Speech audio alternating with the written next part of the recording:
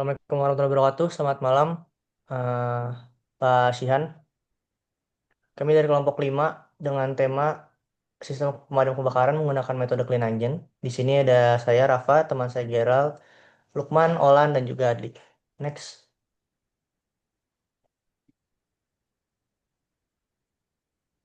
Pertama-tama, pada saat ini saya akan menjelaskan tentang Clean Engine Total Flooding System sebagai pengganti dari Halon 1301.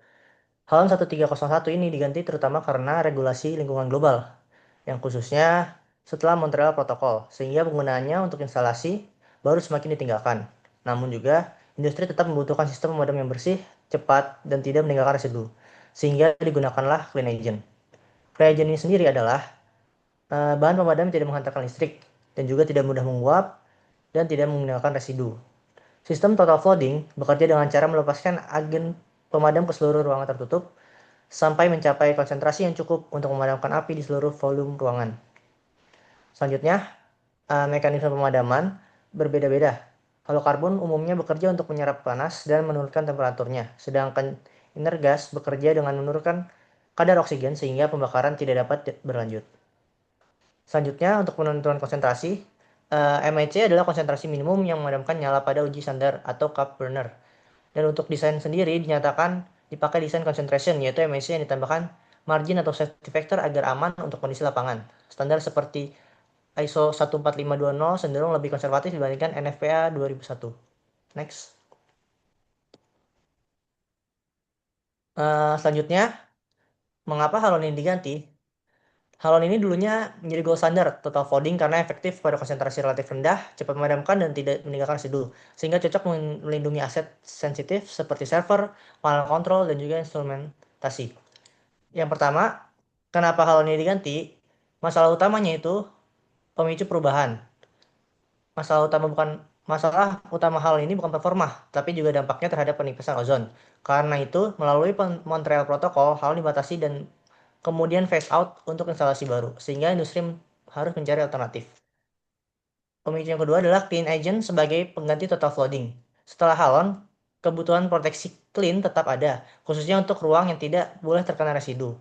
Maka dari itu digunakan clean agents atau halokarbon ditambah dengan inert gas untuk total flooding di ruang server, ruang kontrol, panel listrik, arsip, dan juga turbin. Next.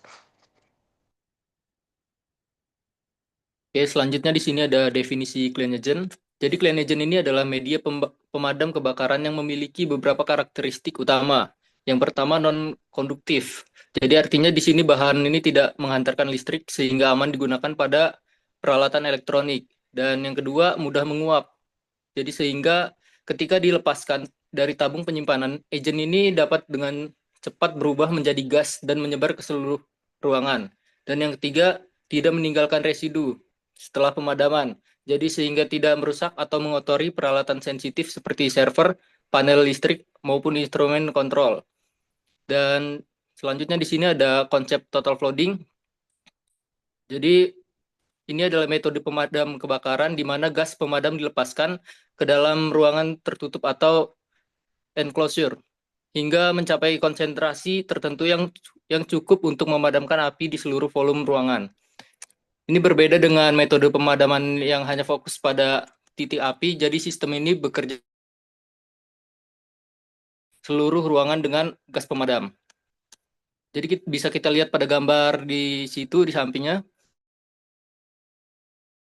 Ini memiliki beberapa komponen utama seperti tabung penyimpanan gas atau storage cylinder bank. Jadi jaringan pipa dan nozzle yang dipasang di plafon juga ada di atasnya itu. Dan ketika sistem diaktifkan, gas pemadam akan dilepaskan melalui nozzle dan menyebar ke seluruh ruangan untuk memadamkan api secara merata. Next. Oke, di sini ada klasifikasi agent. Yang pertama ada halocarbon agent dan yang kedua ada inert gas agent. Jadi yang pertama untuk halocarbon agent yaitu merupakan media pemadam berbasis senyawa kimia organik yang mengandung unsur karbon, fluor, dan terkadang juga hidrogen. Jadi cara kerja utamanya adalah dengan menyerap panas dari api dan mengganggu reaksi kimia pembakaran. Jadi sehingga api tidak dapat mempertahankan proses pembakarannya. Dan di sini agent ini biasanya disimpan dalam bentuk cairan bertekanan tinggi dalam tabung dan kemudian berubah menjadi gas ketika dilepaskan.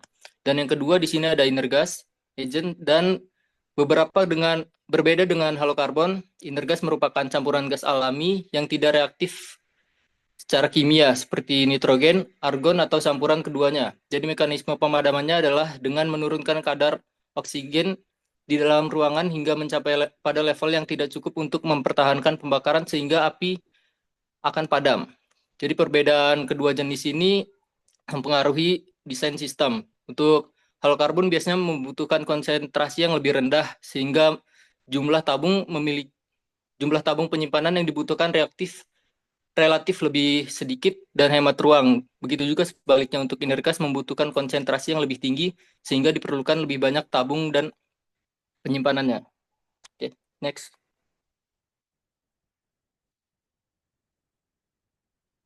Selanjutnya itu ada perbedaan holokarbon dan inert gas. Jadi di sini tuh ada beberapa fitur, ada 4 fitur di sini.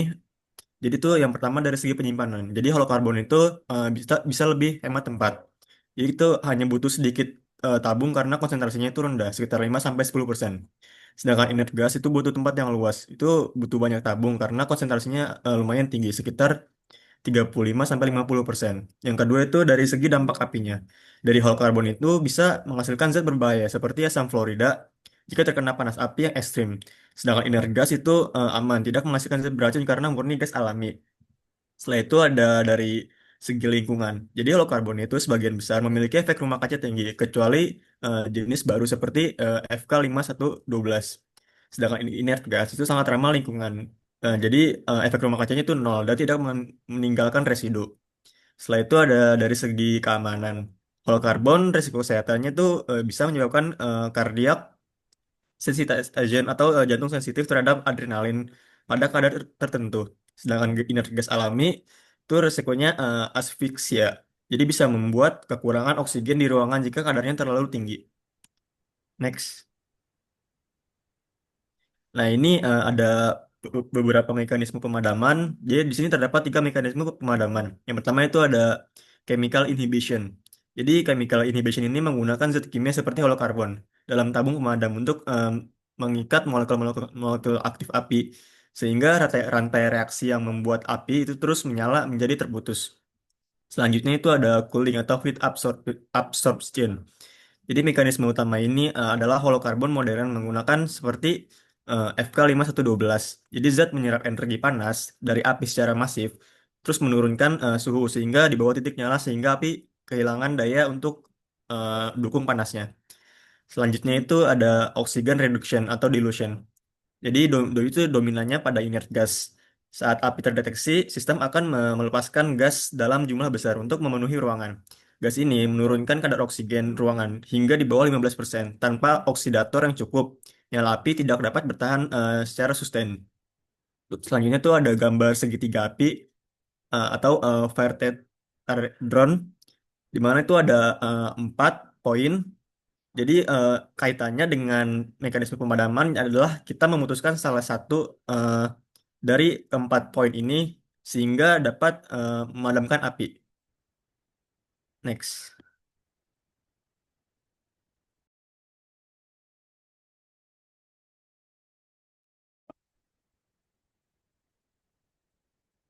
Oke, selanjutnya saya akan menjelaskan cara menentukan minimum padam dari sebuah eh, inert gas atau halokarbon. Caranya itu menggunakan minimum extinguished concentration atau disingkat sebagai MEC. Nah, MEC ini adalah konsentrasi minimum dari agent pemadam yang dibutuhkan untuk mematikan nyala api pada uji standar laboratorium.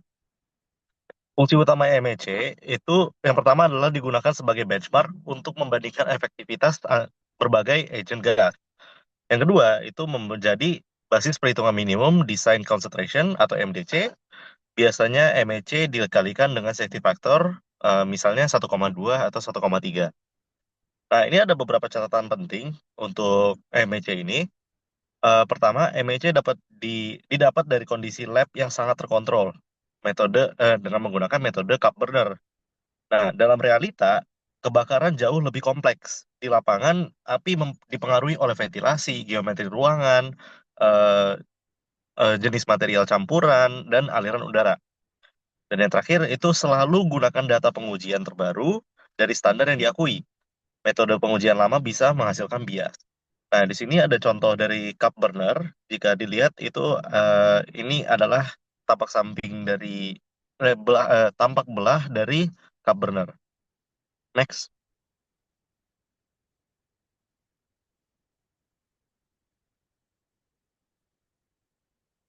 Nah, ini ada contoh angka dari MEC dan implikasinya kepada desain sistem. Sebagai contoh dari perbandingan nilai MEC, ada beberapa bahan bakar, untuk satu bahan bakar yaitu heptane. Yang pertama itu ada halon 1301, dia ada di angka MEC 3,2%, dan ada juga FK 5112, dia ada di 4,5, EFC 227 EA itu ada di 6,7, HFC 125 ada di 8,7, IG 541 ada di 31%, IG 55 ada di 35%. Nah, ini IG ini apa? IG ini adalah inert gas. Dan inert gas ini membutuhkan konsentrasi lebih dari 30%. Ini menjelaskan mengapa sistem inert gas membutuhkan ruang penyimpanan silinder yang jauh lebih luas dan jumlah tabung yang banyak. Sedangkan untuk halokarbon hanya membutuhkan konsentrasi kurang dari 10%. Sangat hemat ruang atau volume tabung. Ada trade-off untuk halokarbon, yaitu walaupun hemat tepat, agen kimia memiliki tantangan lain seperti batas toksisitas dan potensi pemanasan global dan potensi menghasilkan produk dekomposisi beracun seperti asam fluorida atau HF saat terkena panas tinggi. Next.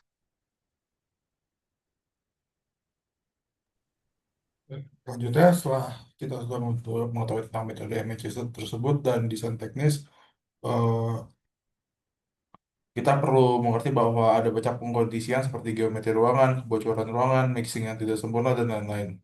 Para karena itu, dalam perhitungan diperlukan ada safety margin agar dapat hasil yang sangat mendekati dari desain concentration-nya. Untuk desain concentration sendiri terdiri dari penyebelahan MEC dan safety margin. Dalam melakukan safety margin ini diharapkan dapat mengembangkan kondisi-kondisi seperti uncertainty di lapangan, variabilitas mixing agent, leakage and closure, koreksi temperatur, dan koreksi ketinggian lokasi. Untuk umumnya sendiri, seperti yang tadi sudah dibahas sebelumnya, ada NFPA dan ISO. Untuk NFPA sendiri terdapat di NFPA 2001, di mana untuk kelas A, yaitu minimum design concentration, menggunakan safety factor sebanyak 1,3. Sedangkan untuk ISO, untuk kelas A dia tuh terdapat di 20% atau 1,2. Dan untuk ISO sendiri di beberapa praktiknya harus mengikuti tabel dari ketentuan NFPA serta agent yang dipakai. Intinya setiap angka yang digunakan tidak sekedar angka biasa tapi memiliki pertimbangan keselamatan dan berdasarkan eksperimen serta pentingnya menerapkan desain concentration berbasis data. Lalu kita juga harus mempelajari tentang risiko sistem. Kita tahu kalau klien agent memang lebih baik daripada halon, tetapi bukan berarti tidak ada risikonya. Untuk dari klien agent sendiri terdapat tiga risiko utama, yaitu mengenai hazard listrik, dampak terhadap lingkungan, dan keselamatan manusia. Di ruang panel listrik, kebakaran sering melibatkan kabel yang bertegangan tinggi, dan kebakaran kabel ini biasanya ada arcing, temperatur yang tinggi, terus bisa dari ignition dan meningkatkan kemungkinan dekomposisi halokarbon menjadi senyawa seperti HF. Artinya ruang server tidak selalu bisa diperlakukan sebagai kelas A sederhana, melainkan di dalam level klasifikasi yang berbeda. Lalu untuk dampak lingkungan, dari Clean sendiri terdapat beberapa dampaknya, yaitu halokarbon memiliki GWP yang tinggi dan atmospheric lifetime yang panjang. Lalu untuk inert gas memiliki GWP yang bisa dibilang nol, tetapi dan tidak menghasilkan residu. Hal ini juga berkaitan dengan penggunaan agent dan merupakan hasil dari trade-off antara performa, keselamatan manusia, dampak lingkungan, dan keterbatasan ruang. Yang terakhir adalah mengenai keselamatan manusia. Jadi pada sistem total flooding pada ruang berpenghuni harus mempertimbangkan batas paparan terhadap manusia.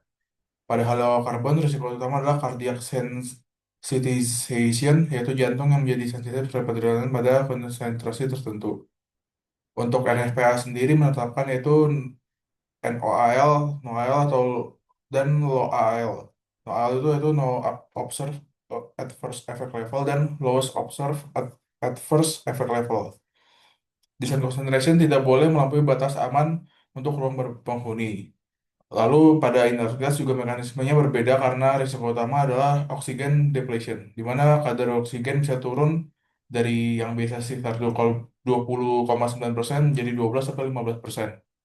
Dan pada kadar tersebut, orang sehat biasanya masih bertahan untuk waktu terbatas. Namun, pada kondisi medis tertentu bisa berakibat sangat bahaya. Maka sistem pemadaman tidak boleh menciptakan bahaya sekunder bagi manusia yang terdapat di ruangan tersebut.